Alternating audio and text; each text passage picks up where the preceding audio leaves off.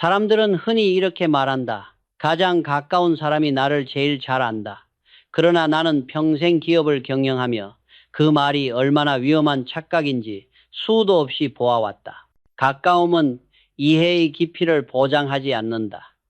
오히려 많은 경우 진실을 흐리고 냉정을 무너뜨린다. 나는 인간관계를 물처럼 보았다. 너무 멀면 마른 땅처럼 삭막하고 너무 가까우면 넘쳐 흘러 서로를 잠식한다. 물이 흐르려면 거리와 방향이 있어야 하듯 사람 사이에도 반드시 선전이 필요하다. 그 선이 없으면 관계는 곧 탁해진다. 젊은 시절 나는 사람은 진심으로 대하면 반드시 통한다고 믿었다. 그러나 세상을 오래 겪어보니 진심은 전달되는 것이 아니라 해석되는 것임을 깨달았다. 상대가 받아들이는 그릇의 크기만큼만 내 마음이 전해진다. 아무리 순수한 물도 탁한 잔에 담기면 흐려지는 법이다. 그러므로 사람을 대할 때는 내 마음보다 그 사람의 그릇을 먼저 봐야 한다. 가까운 사람일수록 우리는 쉽게 모든 것을 내어준다. 고민, 속내, 실패, 두려움까지. 하지만 그 순간 관계의 균형은 무너진다. 사람은 본능적으로 알게 된 만큼 평가하고 비교한다. 내가 보여준 약점이 어느 날 그 사람의 시선 속에서 나를 낮추는 근거가 되기도 한다. 이것은 악의가 아니라 인간의 구조다. 나는 인간의 본성을 경영의 변수로 항상 계산했다. 가까운 사람에게 너무 많은 것을 보여주는 순간 우리는 더 이상 존중의 대상이 아니라 분석의 대상이 된다. 사람은 알면 알수록 사랑이 깊어지는 존재가 아니다. 오히려 모호한 존중이 관계를 오래 지속시킨다. 그 모호함 속에서 서로의 결점을 덮어주고 상상의 여백이 존재한다. 나는 그 여백을 신뢰의 거리라 불렀다. 삼성에서도 나는 늘 말했다. 가까움이 조직을 무너뜨린다. 임원들 간의 과도한 친분은 판단을 흐리게 만들고 감정을 업무에 끌어들이게 한다. 일과 사적 감정은 철저히 분리해야 한다. 인간적인 정이 경영의 적이 되는 순간이 반드시 온다. 그것은 냉정이 아니라 질서다. 회사는 가족이 아니고 인간관계는 계약이 아니라 신뢰의 구조다. 내가 본 성공한 사람들은 공통점이 있었다. 그들은 거리를 유지하는 법을 안다. 필요한 때는 따뜻하게 다가가지만 그 외에는 침묵과 절제를 지킨다. 그것이 바로 리더십의 미학이다. 사람을 멀리하는 것이 아니라 서로의 존엄을 지켜주는 방식이다. 진정한 관계란 말이 많을수록 약해지고 침묵이 깊을수록 단단해진다. 나는 인간을 믿지 않았다. 그러나 신뢰를 믿었다. 믿음이란 감정이 아니라 원칙 위에서 세워지는 것이다. 아무리 가까운 사람이라도 내 원칙을 존중하지 않는다면 나는 그와 거리를 두었다. 그것은 배신이 아니라 자기 보존이었다. 가까운 관계는 늘 달콤하지만 그 달콤함 뒤에는 언제나 책임이 따른다. 그 책임을 감당할 준비가 되어 있지 않다면 차라리 일정한 거리를 두는 것이 현명하다. 사람은 누구나 누군가의 경계를 시험한다. 그것은 의도적이든 무의식적이든 같다. 그러나 그 경계를 지켜낼 때 우리는 비로소 신뢰받는 사람이 된다. 진정한 가까움이란 마음을 다 보여주는 것이 아니라 마음의 질서를 함께 지키는 것이다. 나는 평생 그 질서를 지키려 애썼고 그것이 결국 나를 지켜주었다. 가까움보다 중요한 것은 경계다. 경계 속에서만 진짜 신뢰가 자란다. 나는 사람을 관찰하는 것을 좋아했다.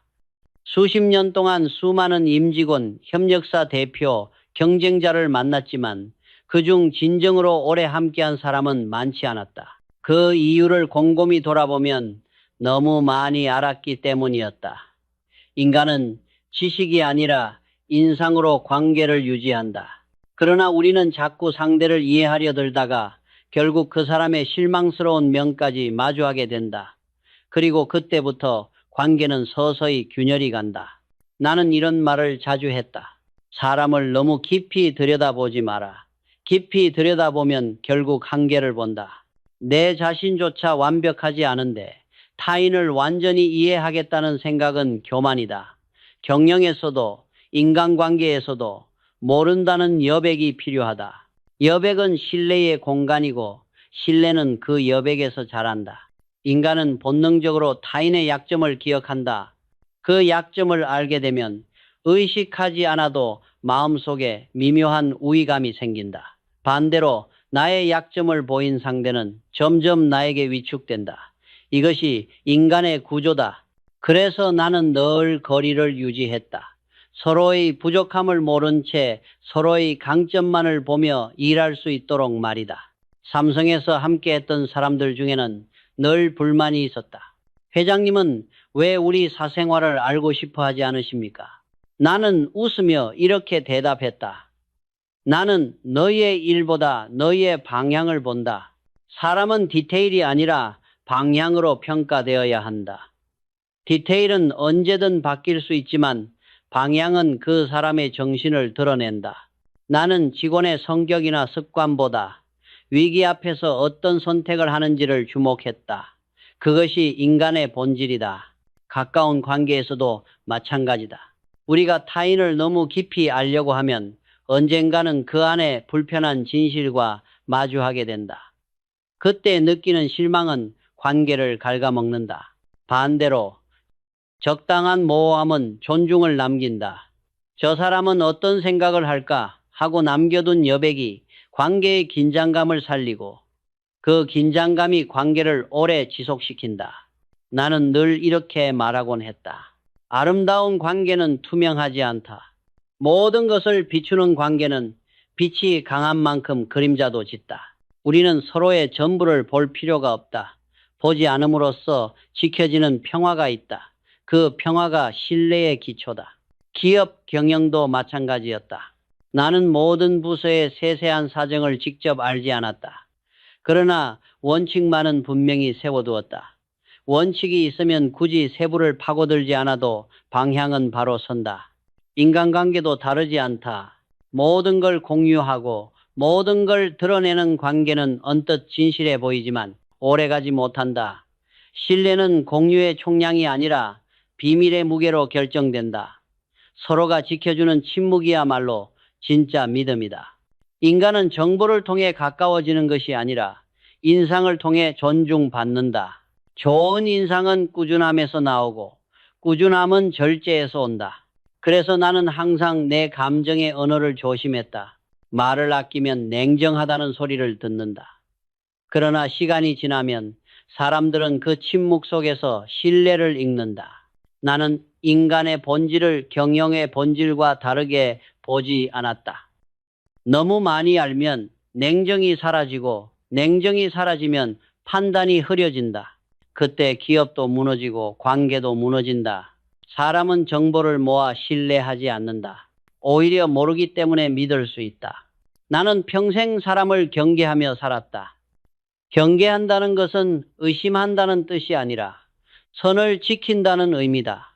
사람과 사람 사이에는 반드시 보이지 않는 선이 있다.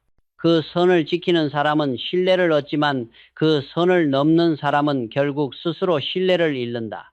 젊은 시절 나는 정청에 약했다. 함께 고생한 사람들에게 쉽게 마음을 주고 때로는 가족처럼 대했다. 그러나 세월이 지나면서 나는 그 친밀함이 얼마나 위험한 것인지 배웠다. 인간은 일정한 거리가 있을 때 가장 예의 바르다. 거리가 가까워질수록 말이 거칠어지고 기대가 커지며 결국 실망이 따라온다. 이것은 감정의 법칙이다. 조직에서도 마찬가지다. 리더가 부하 직원과 친구처럼 지내면 그 조직은 곧 흔들린다. 명령과 조언의 경계가 무너지고 평가와 감정의 기준이 섞인다. 나는 그래서 항상 거리의 미학을 강조했다. 경영은 온도보다 거리의 문제다. 너무 차가워도 얼고 너무 뜨거워도 탄다. 나는 사람과의 관계를 불로 여겼다. 불은 따뜻하지만 가까이 다가가면 화상을 입는다. 현명한 사람은 불 앞에서 적당히 손을 녹이고 바보는 손을 태운다. 가까운 사람일수록 그 거리를 명확히 해야 한다.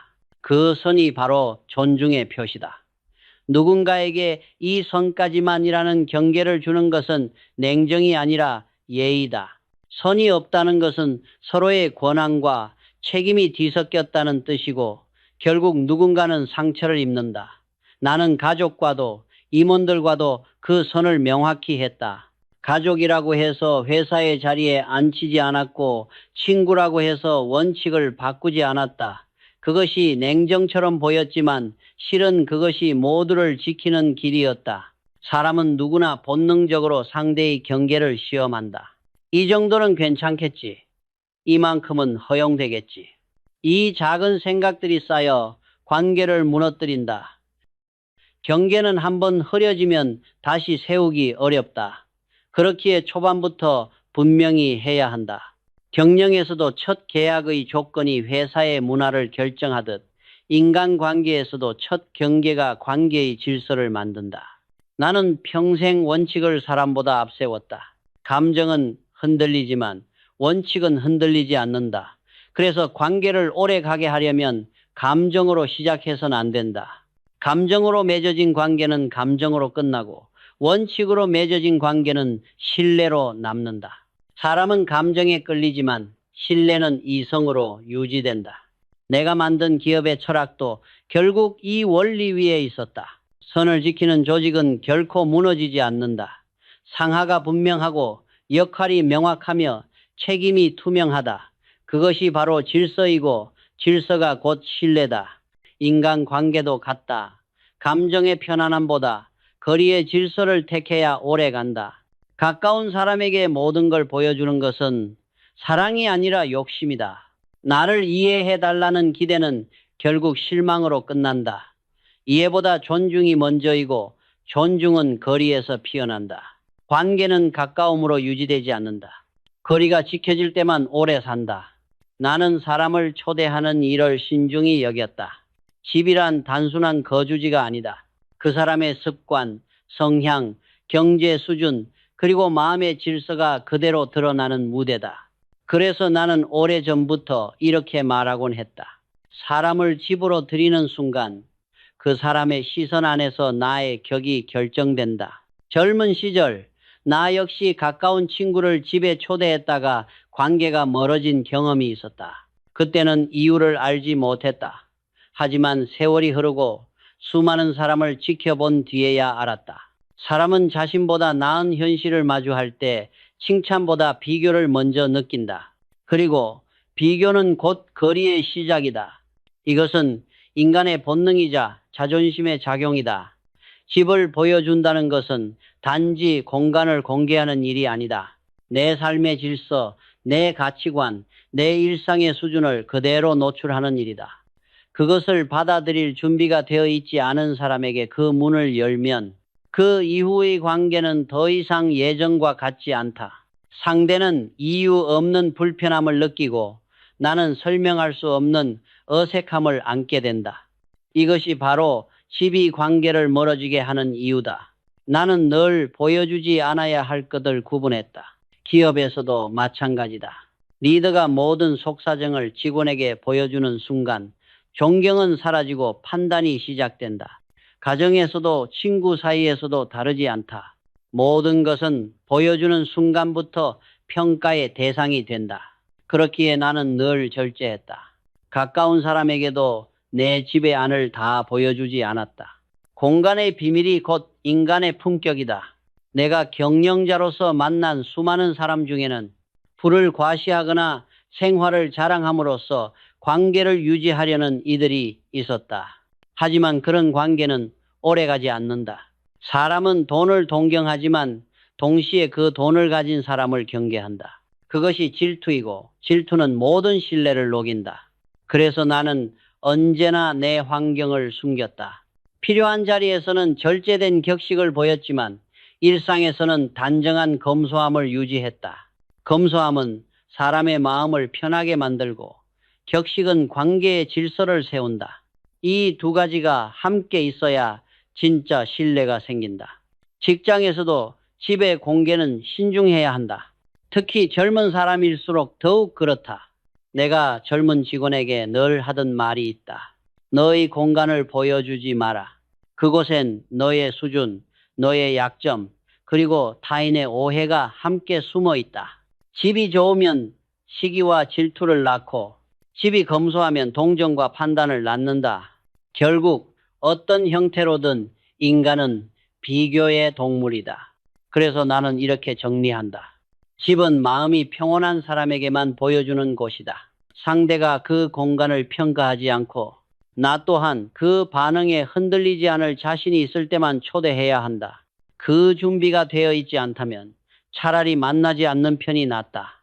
진짜 가까운 관계는 내 공간을 공유하는 사람이 아니라 내 침묵을 이해하는 사람이다. 집은 신뢰의 시험대다. 보여주는 순간 관계의 본질이 드러난다. 회사를 이끌며 가장 많이 고민한 것이 사람 사이의 거리였다. 나는 언제나 조직을 하나의 유기체로 보았다. 그 속에는 수많은 감정, 이해관계, 그리고 야망이 얽혀 있다. 이 복잡한 인간 구조에서 리더가 자신의 사적 영역을 쉽게 노출하는 순간 조직의 중심은 흐트러진다. 그날부터 리더는 더 이상 존경의 대상이 아니라 친근한 동료로 전락한다. 나는 사람들에게 늘 말했다. 회사의 질서는 감정이 아니라 원칙으로 유지된다. 경영이란 원칙을 세우고 그 위에 감정을 얻는 일이다. 하지만 많은 리더가 반대로 한다. 감정으로 관계를 쌓고 원칙을 그 위에 올리려 한다. 그 결과는 늘 같다. 감정이 식는 순간 신뢰도 함께 사라진다.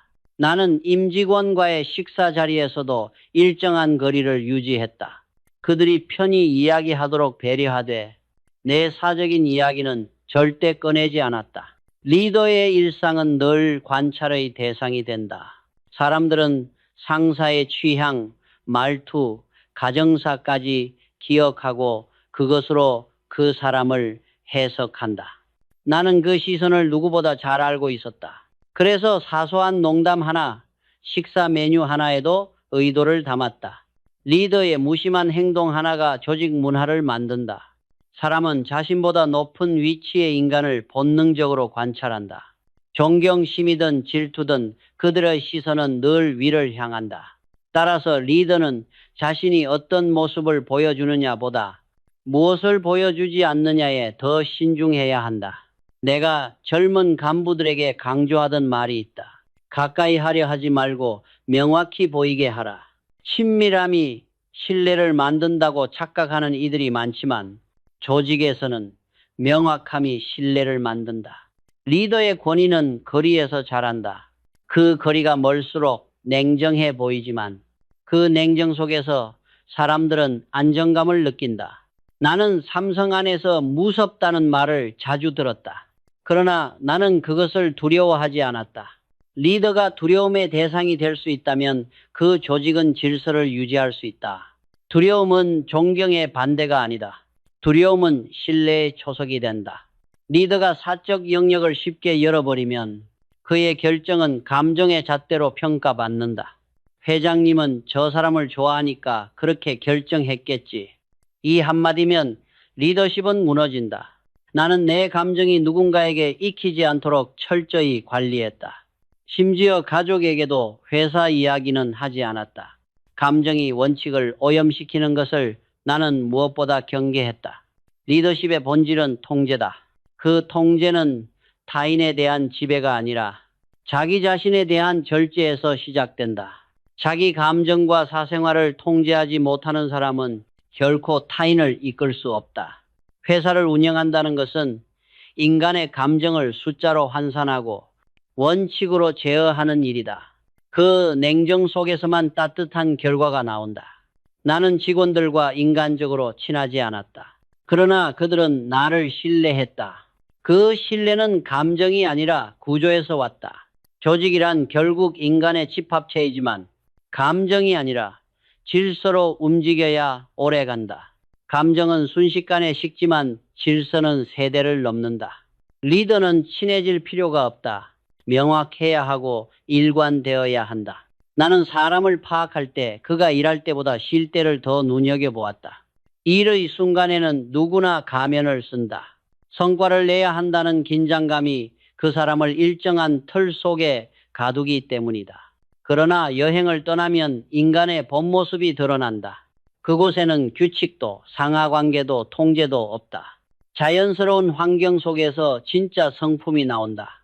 나는 여러 차례 해외 출장길에서 임직원들의 민낯을 보았다. 업무 중에는 예의 바르고 침착하던 이가 호텔 예약 하나가 어긋나자 얼굴이 일그러졌다. 반대로 평소에는 조용하던 직원이 위기의 순간 묵묵히 문제를 해결하는 것을 본 적도 있다. 여행은 인간의 체력, 인내심, 경제관념, 배려심을 모두 시험한다. 그래서 나는 늘 말했다. 사람의 진가는 회의실이 아니라 낯선 땅에서 드러난다.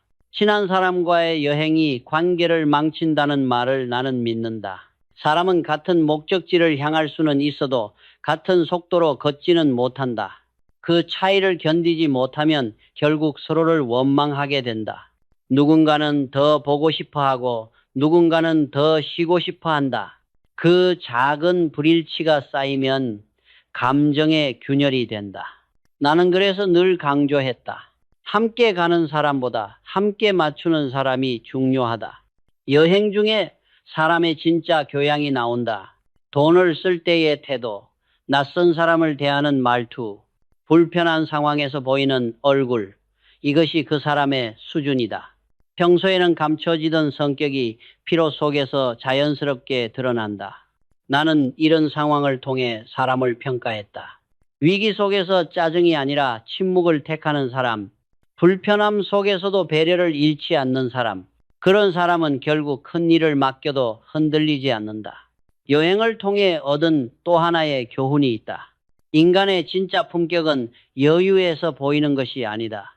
여유로운 상황에서는 누구나 선하게 행동할 수 있다.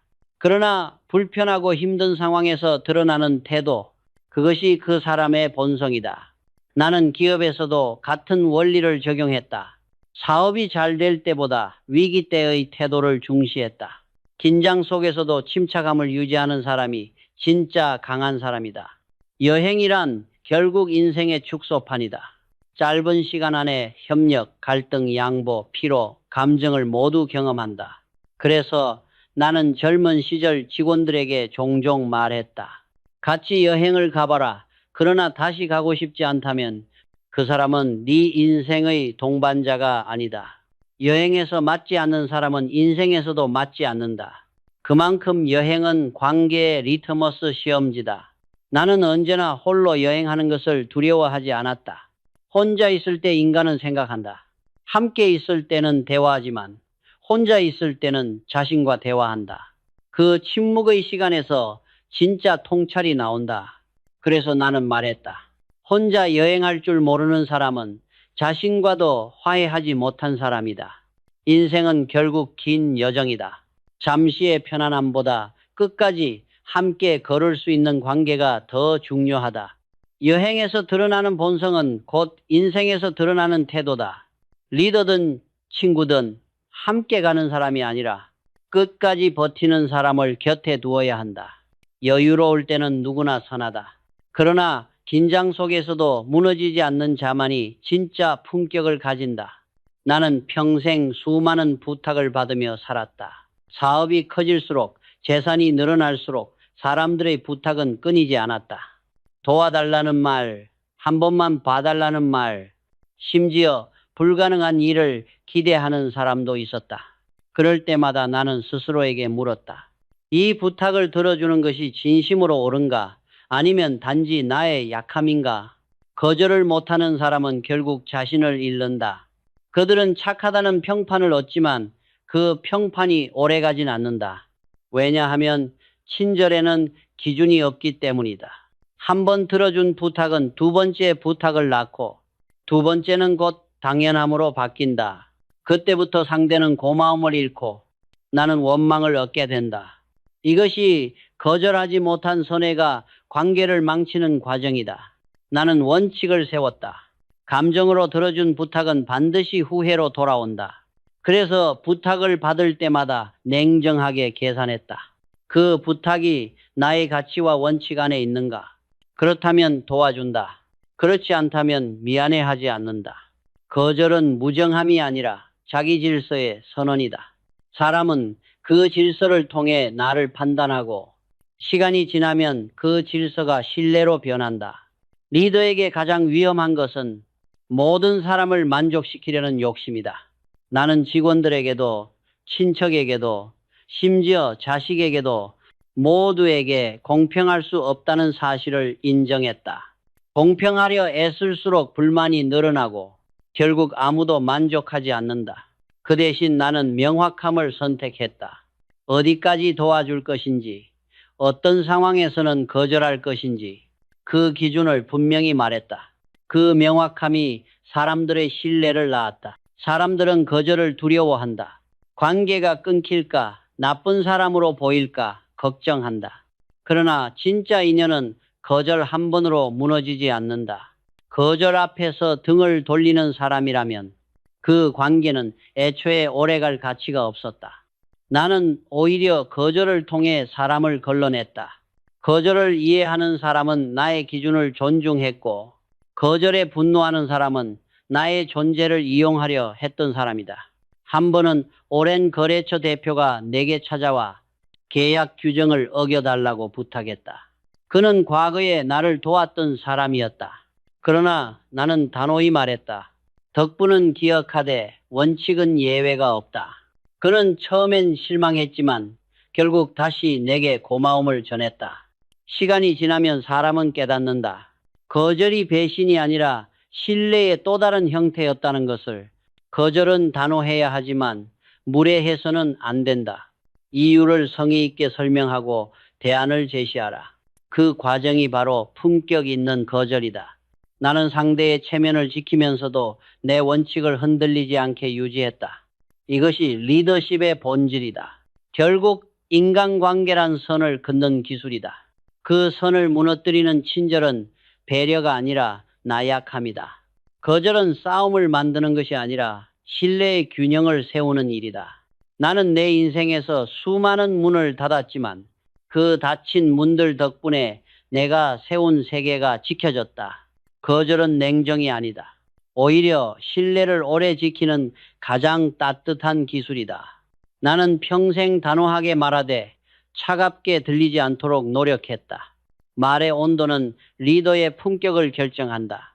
단호함은 원칙의 표현이지만 성의 없는 단호함은 독선이 된다. 그래서 나는 언제나 설명을 중시했다. 사람을 설득하는 것은 권위가 아니라 이유이고 신뢰를 쌓는 것은 명령이 아니라 진심이다. 많은 이들이 이렇게 묻곤 했다. 회장님, 왜 그렇게 구구절절 설명하십니까? 그냥 지시하시면 되지 않습니까? 나는 대답했다. 지시는 따르게 할 수 있지만 설명은 납득하게 만든다. 리더는 결국 사람을 움직여야 한다. 명령은 복종을 만들지만 설명은 자발성을 만든다. 자발성으로 움직이는 조직은 절대 무너지지 않는다. 설명에는 3가지 원칙이 있다. 첫째, 명분이 있어야 한다. 둘째, 상대의 입장에서 말해야 한다.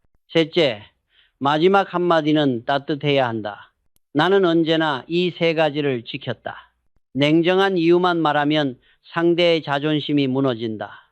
그 마지막 한마디, 당신이라면 이해하리라 믿습니다. 그 한 문장이 신뢰를 지탱했다. 한 번은 부하 임원에게 큰 프로젝트를 맡기지 못한 적이 있었다. 그는 실망했고 나를 원망했다. 나는 그를 불러 이렇게 말했다. 자네는 유능하지만 아직 때가 아니다. 내가 지금 자네를 보호하지 않으면 이 일은 자네의 커리어를 망칠 수도 있다. 그는 아무 말 없이 고개를 숙였다. 몇 년 뒤 그는 스스로 나에게 와서 말했다. 그때 회장님의 설명이 없었다면 저는 평생 오해 속에 살았을 겁니다. 사람은 단호함보다 이유를 기억한다. 리더의 언어는 칼과 같다. 칼은 예리할수록 사람을 다치게 하지만 올바르게 쓰면 생명을 구한다. 말도 그렇다. 단호한 말은 상처를 남기지만 성에 있는 말은 오히려 존경을 낳는다. 그래서 나는 언제나 단호한 말 뒤에 상대의 체면을 세워주는 문장을 덧붙였다. 나는 자네의 가치를 의심하지 않는다. 그 한마디가 냉정함 속에 온기를 남겼다. 기업 경영에서 가장 어려운 순간은 잘못한 사람을 질책할 때가 아니다. 오히려 잘한 사람에게 더 이상 아니다 라고 말해야 할 때다. 그때 리더는 잔인해져야 한다. 그러나 동시에 성의 있게 설명해야 한다. 그 차이가 리더십의 품격을 가른다. 냉정함만으로는 조직을 지탱할 수 없다. 설명에는 인간의 온도가 담겨야 한다. 나는 언제나 이렇게 말했다. 이유가 없는 결단은 명령이 되고 이유가 있는 결단은 교육이 된다. 사람은 강요에 의해 움직이지 않는다. 이해를 통해 스스로 납득할 때 비로소 움직인다. 그 이해를 가능하게 하는 것이 바로 설명의 힘이다. 인생도 마찬가지다. 우리는 모든 선택에 명분이 있어야 한다. 명분은 결과보다 오래 남는다. 오늘의 설명이 내일의 신뢰를 만든다. 말의 무게는 그 사람이 살아온 방식의 무게다. 그래서 나는 언제나 신중히 말했다. 설명은 단순한 말이 아니라 상대에게 나의 철학을 전하는 과정이었다. 명분 없는 단호함은 독선이고 성의 있는 단호함은 신뢰다. 세상을 오래 살아보니 사람의 진심보다 무서운 것이 습관적인 의존이었다. 한 번의 부탁은 이해할 수 있다. 그러나 두 번, 세 번 반복되는 부탁은 그 사람의 인격을 드러낸다. 나는 그런 사람들을 경계를 잃은 사람이라 불렀다. 경계를 모르는 사람은 결국 자신과 타인을 모두 무너뜨린다. 나는 늘 이렇게 말했다. 부탁을 쉽게 하는 사람은 책임을 쉽게 버린다. 진짜 성숙한 인간은 부탁을 어렵게 한다. 왜냐하면 그는 타인의 시간을 존중하기 때문이다. 그런데 요즘 사람들은 부탁을 권리처럼 여긴다. 이것이 관계를 병들게 만든다. 거절을 받으면 상처받았다고 말하고 거절하지 않으면 그것을 당연하게 여긴다. 공정함이 무너지는 순간 신뢰는 사라진다. 나는 회사를 운영하면서도 이런 원칙을 세웠다. 감정의 균형이 깨지는 순간 조직은 썩는다. 누군가는 늘 부탁하고 누군가는 늘 들어주면 그 관계는 오래가지 못한다. 리더는 도와주는 사람이 아니라 공정함을 유지하는 사람이다. 나는 냉정하다는 말을 들어도 괜찮았다. 냉정함이야말로 가장 확실한 배려였다. 왜냐하면 그것이 관계를 오래가게 만드는 유일한 힘이기 때문이다. 사람은 자신에게 유리할 때만 관계를 평가한다. 이익이 있을 때는 고마워하고 불편해지면 배신이라 말한다. 나는 그런 인간의 본성을 이용하지 않았다. 오히려 그 본성을 인정하고 거리두기를 배웠다. 부탁이 잦은 사람과는 거래하지 않았고 감정으로 접근하는 사람과는 일하지 않았다. 나의 원칙은 간단했다. 내가 한 번에 도와줄 수 없는 사람은 100번 도와줘도 만족하지 않는다. 공정함은 인간관계의 뼈대다. 그 뼈대가 무너지면 관계는 살처럼 흐물해진다. 겉으로는 다정해 보이지만 속으로는 불만과 의심이 쌓인다. 그래서 나는 가까운 사이일수록 더 공정해야 한다고 믿었다. 가족도, 친구도, 직원도 모두 동일한 잣대를 적용했다. 공정함이 냉정하게 보일지라도 그 속에는 신뢰가 있다. 신뢰는 감정의 온기가 아니라 원칙의 일관성에서 태어난다. 한 번은 오랜 친구가 내게 사업 자금을 부탁했다. 그는 내게 이렇게 말했다. 이건 돈의 문제가 아니라 우정의 문제야. 나는 조용히 대답했다. 그래서 더 도와줄 수 없다.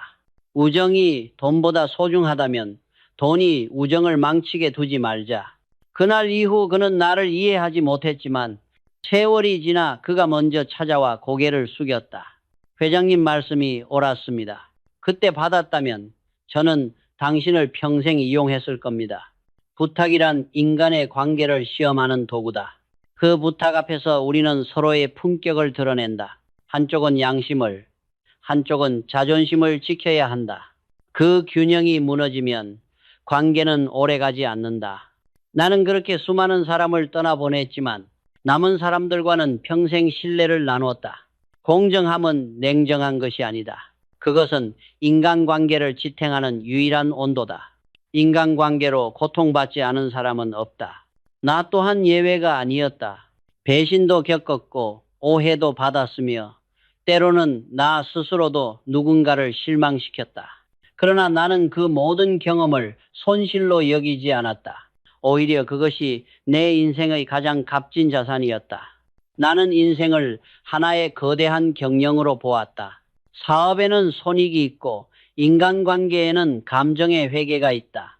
이익만 쫓는 경영이 오래가지 않듯 기쁨만 추구하는 관계도 지속되지 않는다. 때로는 손해를 보고 때로는 손절해야 한다.